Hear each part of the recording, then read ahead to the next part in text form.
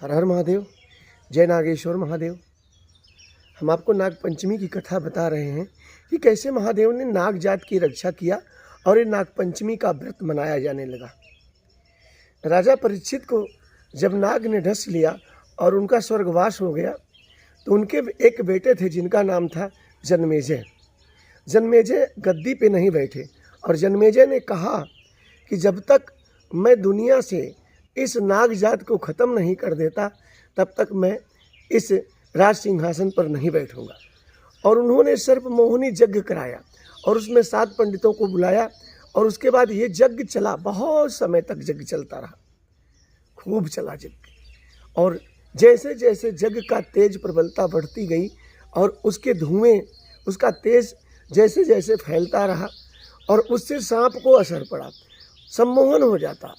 क्योंकि मोहिनी यज्ञ थी इसलिए वो मोहित होकर के अपने आप सारे सांप चले जाते और उसी कुंड में गिर के ख़त्म हो जाते। ऐसे करते करते काफ़ी समय तक यज्ञ चलता रहा और दुनिया में जैसे जितने सांप थे और सब धीरे धीरे करके उसी यज्ञ में जाके समाहित होते गए, ख़त्म होते गए। फिर बात आई बाबा भोलेनाथ की। बाबा महादेव भोलेनाथ के एक नाग गले में और एक जूड़े में, और उसके बाद उस यज्ञ का असर जो है उन सांपों पे पड़ा और उन सांपों पे पड़ा, एक जोड़ी नागों पर।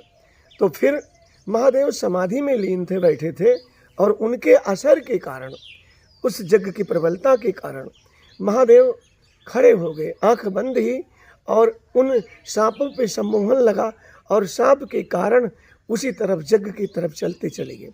जैसे आप नींद में चले जाएं और आपको पता ना लगे, ऐसे चलते चले गए।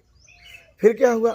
फिर उसके बाद जब यज्ञ कुंड तक पहुंच गए तब जब उन ऋषियों ने देखा कि ये तो महादेव आ गए और एक जोड़ी नाग, तो उन्होंने क्या किया कि उन्होंने रोक दिया यज्ञ को। राजा जन्मेजय ने कहा क्यों रोक रहे हो यज्ञ को? बोले वो देखो महादेव आ गए हैं और वो योग साधना में हैं, और वो आए क्यों हैं? उन नागों के कारण, जो एक जोड़ी नाग हैं उन पे मोहिनी लगा इसलिए आए हैं। और सुनो, आगे हम यज्ञ नहीं करेंगे क्योंकि महादेव तो बचा लेंगे नागों को, कुंड में चले जाएंगे। जब उनकी एकाग्रता भंग होगी तो उनके पास तो गंगा जल है, गंगा जी हैं, यज्ञ तो आपका ख़त्म हो जाएगा, लेकिन उनका तीसरा नेत्र खुलेगा और जब तीसरा नेत्र खुलेगा तो हम लोग भी जल करके स्वाहा हो जाएंगे, आप भी जल के स्वाहा हो जाओगे और कोई नहीं बचा सकता।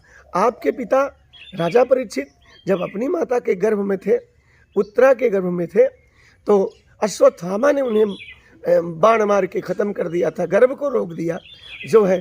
तो द्रौपदी ने भगवान कृष्ण ने विनती किया तो गर्भ को फिर उन्होंने चलाया, उसमें जीव डाला, एक बार बचा लिया काल से। लेकिन ये महाकाल हैं, इनके शरण में काल भी, देखिए नाग भी सुरक्षित है, अपने आप को संतुष्टि पाता है काल भी, और ये महाकाल हैं, इनसे कोई बच नहीं सकता। राजा जन्मेजय कांपने लगे, बोले क्या करूं?